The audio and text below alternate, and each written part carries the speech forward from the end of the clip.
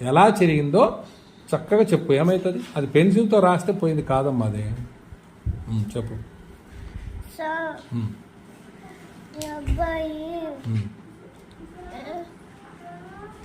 రాత్రంటే ఇటు గీసాడు సార్. అట్ట గీస్తే పోయింది కాదు తల్లి, అది నువ్వు అబద్ధాలు చెప్తున్నావు. అది గీస్తే ఇట్లా చిరుగుతో ఒక గీత వస్తుంది కానీ ఇట్లా బొక్క పడదు, రంధ్రం పడదు. ఇలా నిజం చెప్పొచ్చు కదా, అప్పుడు నేనే అతికిచ్చిస్తాను నీకు. చూడు ఇలా ఎందుకు పడుద్ది అది? తొందరగా చెప్పమ్మా, చదువుకుందాం.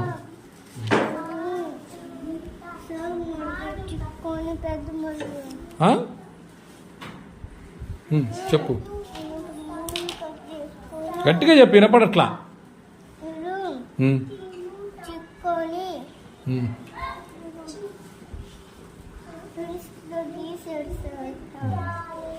నువ్వు చెప్పయ్యా ఎలా చింపావో.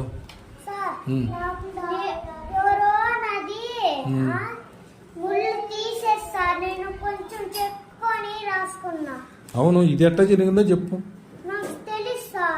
అదిగో అమ్మాయి చెప్తుందిగా. తొందరగా చెప్పినావు అనుకో నిన్నేం అనను. పైగా నిజాయితీగా ఒప్పుకున్నావు అనుకో పాయింట్ ఇస్తా, మళ్ళా గిఫ్ట్ పాయింట్ వస్తుంది. ఏమంటావు? గిఫ్ట్ పాయింట్ కావాలా వద్దా? మరి చెప్పు. నువ్వు చెప్తావా? చెప్పు.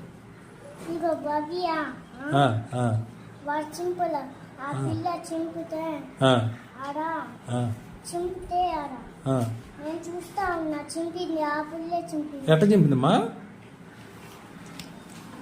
ఆ పిల్ల పెన్సిల్ తో అనిందా? అదిగో చూసా. మరి ఎందుకు చెప్పు? అప్పుడే చెప్పొచ్చు కదా నాకు. మరి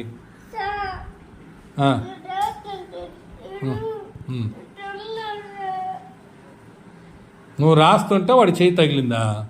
పొరపాటున తగిలిందేమో, అందుకని దూరంగా కూర్చొని రాసుకోవాలి, అంతేగా. మరి వాడు చింపాడు అబద్ధాలు చెప్తావేంది మరి? నువ్వు చిరిగింది దాన్ని ఇంకా పాడు చేసేసావు, అంతేనా? మరి చేయకూడదు కదా. ఇప్పుడు ఎవరికి నష్టం దానివల్ల? ఎవరికి నష్టం దానివల్ల? నాకే నష్టం. చదువు రాకుండా నీకే కదా పోయేది. జాగ్రత్తగా పెట్టుకోవాలి పుస్తకాలు, సరేనా? దూరం కూర్చొని చక్కగా రాసుకోండి, అబద్ధాలు చెప్పకాకండి. Very good.